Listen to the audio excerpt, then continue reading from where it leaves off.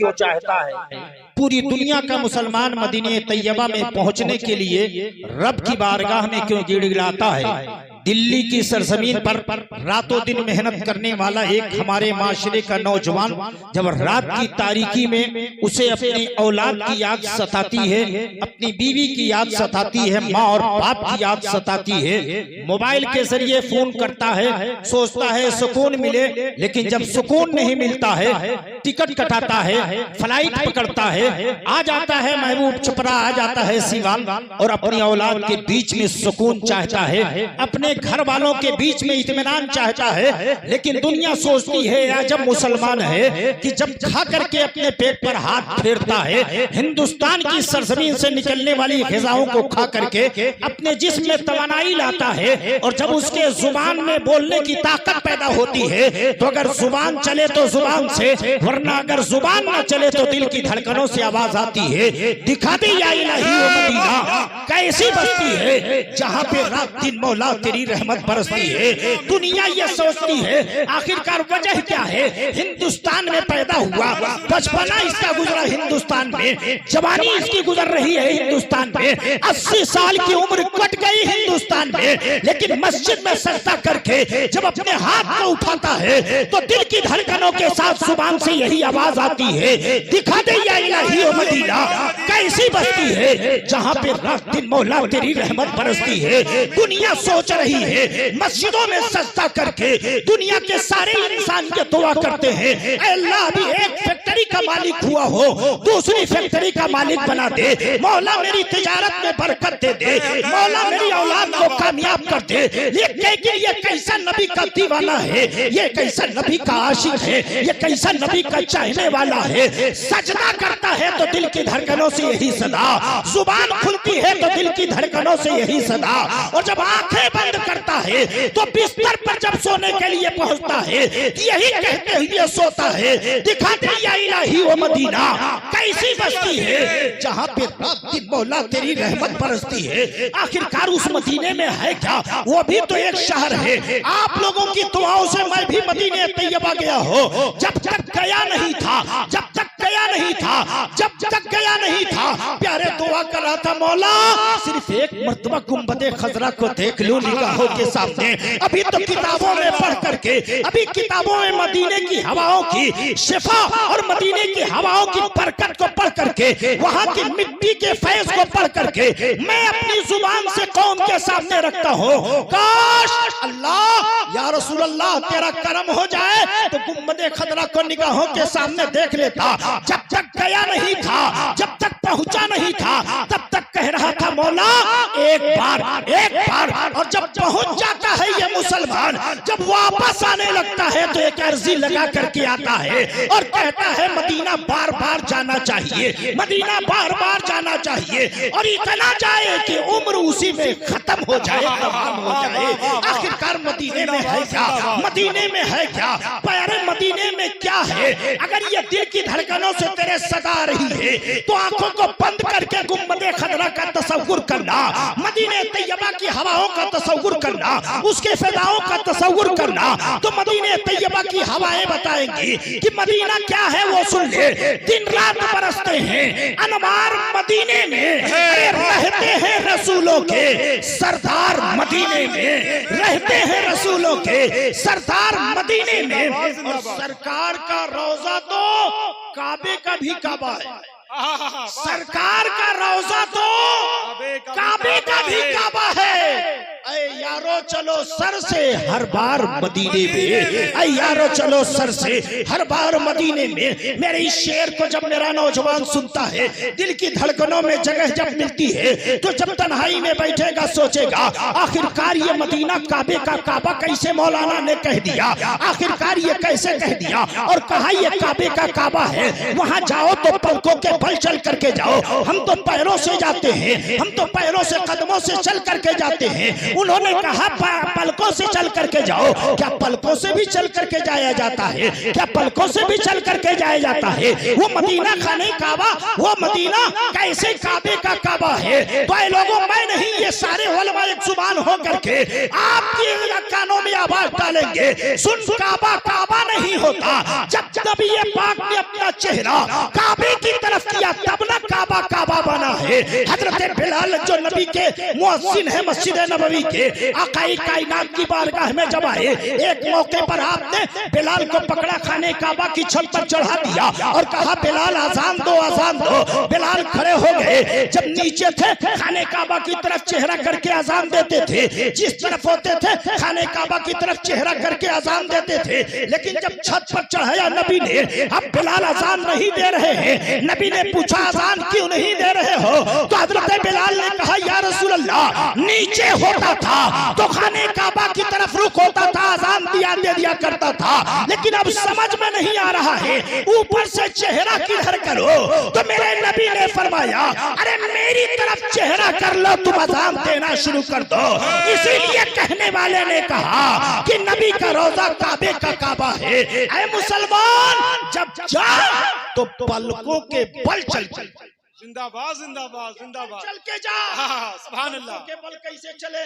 आखिरकार एक दीवाना कहता है पलकों के बल चल करके कैसे जाया जाए? क्या कोई गया? हाँ, जाने वाला एक गया है, पहुंचने वाला एक गया है। पलकों के बल चल करके गया है, पैर से नहीं पलकों से चल करके गया है। वो जाने वाला कौन था? वो हजरत इब्राहिम बिन अदहम थे। वो इब्राहिम बिन अदहम जो तख्ते शाही पर बैठते थे, वो इब्राहिम बिन अदहम जिनके लिए नौकर कभी दाएं बाएं आगे पीछे रहा करते थे, चप्पल सीधा करने के लिए अलग होते थे, कपड़ा निकालने के लिए अलग होते थे। रोजाना फूलों का सेज इब्राहिम बिन अदहम के लिए बिछाया जाता था। नौकरानियां होती थी जो दिन भर फूलों को जमा करती थी, शाम को आकर के फूलों का बिस्तर लगा देती थी, फूलों का बिस्तर लगा देती थी। इब्राहिम बिन अदहम आकर के सोते थे और सुबह जब उठते थे वो पूरा फूल उठा करके कूड़ादान में डाल दिया जाता था। यही तरीका था। लेकिन एक दिन इब्राहिम बिन अदहम ये जब जैसे उठ करके चले गए, नौकरानियों ने फूल उठाया,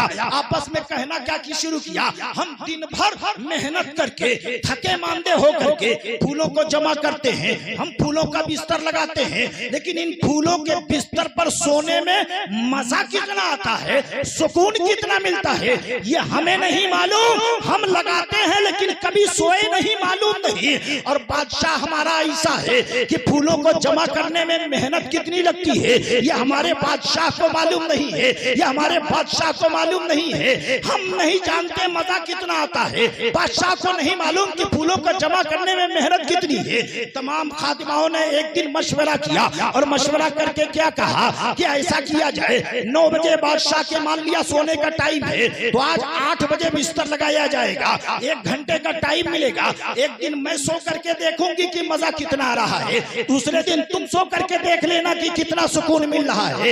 1 घंटा या आधा घंटा वक्त से पहले फूलों का बिस्तर लग गया।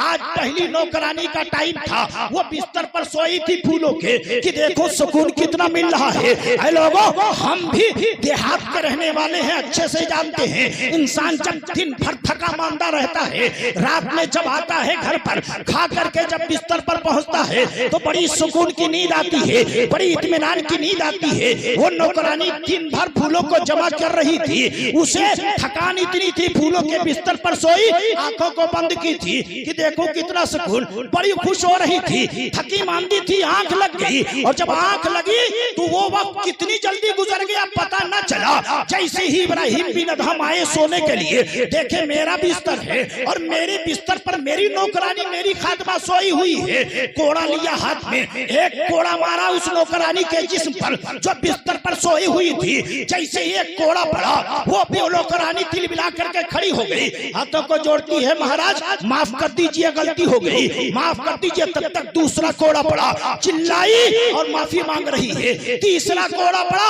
और तेज चिल्लाई, लेकिन जैसे ही चौथा कोड़ा उस नौकरानी के जिस्म पे पड़ता है, वो नौकरानी हंसना शुरू कर देती है, वो नौकरानी मुस्कुराना शुरू कर देती है। उठा हुआ हाथ इब्राहिम बिन अदहम का झुक जाता है और हैरत में पड़ करके पूछते हैं, अरे नौकरानी, पहला कोड़ा मारा तू तड़प गई, दूसरा तीसरा कोड़ा पड़ा तो चिल्ला उठी, चौथा कोड़ा जब पड़ा तो दर्द और होना चाहिए, लेकिन तुम हंस क्यों रही हो, मुस्कुरा क्यों रही हो? तेरे चेहरे पर दर्द नहीं हो, क्या आसार जाहिर हो रहे हैं, क्यों हंस रही हो? तो नौकरानी ने कहा महाराज मेरे दिल ने मुझसे कहा है नौकरानी घबरा नहीं, आज 1 घंटे के लिए तू इस बिस्तर पर सोई है तो तुम्हें इतने कोड़े पड़ रहे हैं, 1 घंटे के लिए फूलों के सेज पर सोई है तो तुम्हें इतनी मार पड़ रही है, क्या हाल होगा तेरे बादशाह का जिसकी अक्सर जिंदगी की रातें इसी फूलों के सेज पर गुजरी है, इसी फूलों के सोने पर गुजरी है, बताओ उसको कितने कोड़े पड़ेंगे?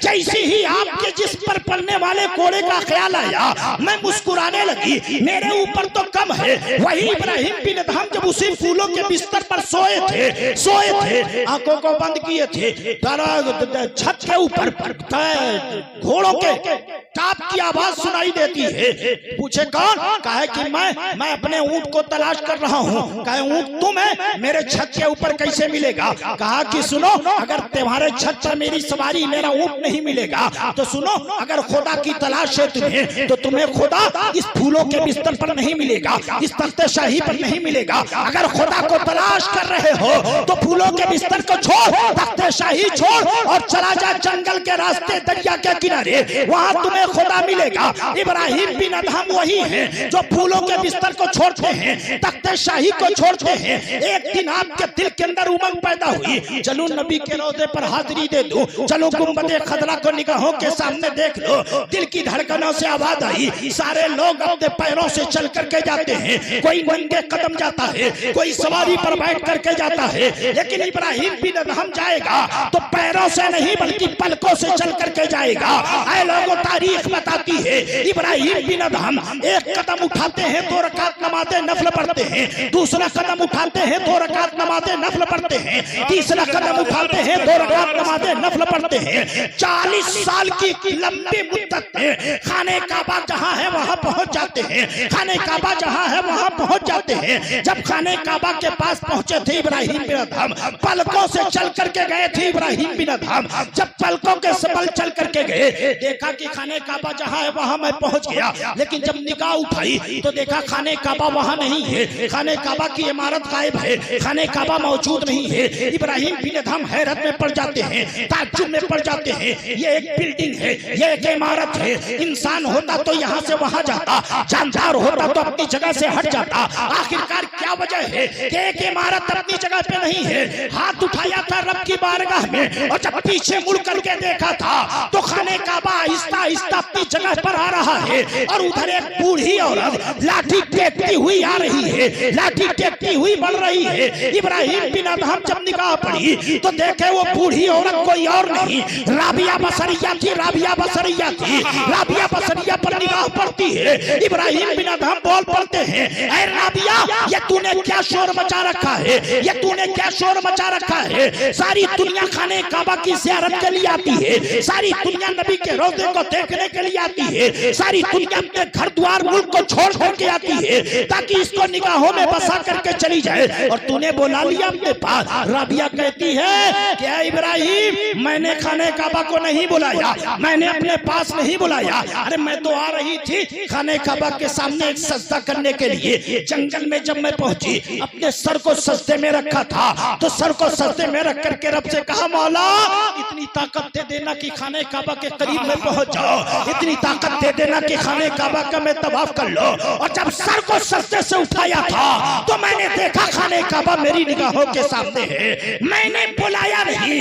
राबिया ने कहा इब्राहिम तुम मेरे ऊपर ये कह रहे हो, तूने क्या शोर मचा रखा है? पूरी दुनिया में शोर हो चुका है कि सारी दुनिया का मुसलमान पैरों से चल करके वहां जाता है और इब्राहिम पलकों से बल चल करके गया है, ये क्या शोर मचा रखा है? ऐ लोगों, ये वो मदीना है जहां जाए इंसान तो पलकों के बल चल करके, अगर ताकत हो तो जाए वरना अदब से जाए। यही तो वजह है सारी दुनिया का मुसलमान वहां जाने के लिए बेचैन होता है, वहां जाने के लिए बेकरार होता है। इसीलिए होता है कि अगर एक मर्तबा वहां पहुंच गया तो समझ ले, अगर नबी की कब्र की ज़ियारत अल्लाह ने कबूल कर लिया तो 1450 साल पहले मेरे नबी ने कह दिया, मन ज़ारा कब्री वजबत लहू शिफाती, जिसने ईमान की हालत में मेरी कब्र की ज़ियारत कर ली, मेरी शिफात उसके लिए वाजिब। नारे तकबीर, नारे रिसालत, गुलशने तैयबा कॉन्फ्रेंस, मसलके आला हजरत, उलमाए अहले सुन्नत, नारे तकबीर। उसी मदीने वाले की तरफ मंसूब आज का गुलशने तैयबा कॉन्फ्रेंस है। कुरान हकीम की आयत करीमा में मैंने जो आपके सामने रखी, उसका सीधा साधा साफ तर्जुमा है कि अल्लाह के नजदीक सबसे बेहतर दीन दीन इस्लाम है। सबसे बेहतर दीन दीन इस्लाम है प्यारे। यही वो इस्लाम है जिसको हम अपने गले में तौक डाल करके मोहम्मद अकील कहलाते हैं, अब्दुल रहमान कहलाते हैं। यही वो इस्लाम है जिसको हम अपने गले में डाल करके अपने आप को मुसलमान कहते हैं। लेकिन ऐ लोगों, जहां तक मेरा नजरिया है, जहां तक मेरी सोच है, नाम तो हमारा अब्दुल्ला हो, नाम तो हमारा अब्दुल रहमान हो, लेकिन नाम से ज्यादा हमारा अमल इस्लामी होना चाहिए, हमारा किरदार इस्लामी होना चाहिए, हमारी गुफ्तार इस्लामी होनी चाहिए। इसलिए कि रब ने फरमाया कि सबसे अच्छा मजहब मजहब इस्लाम।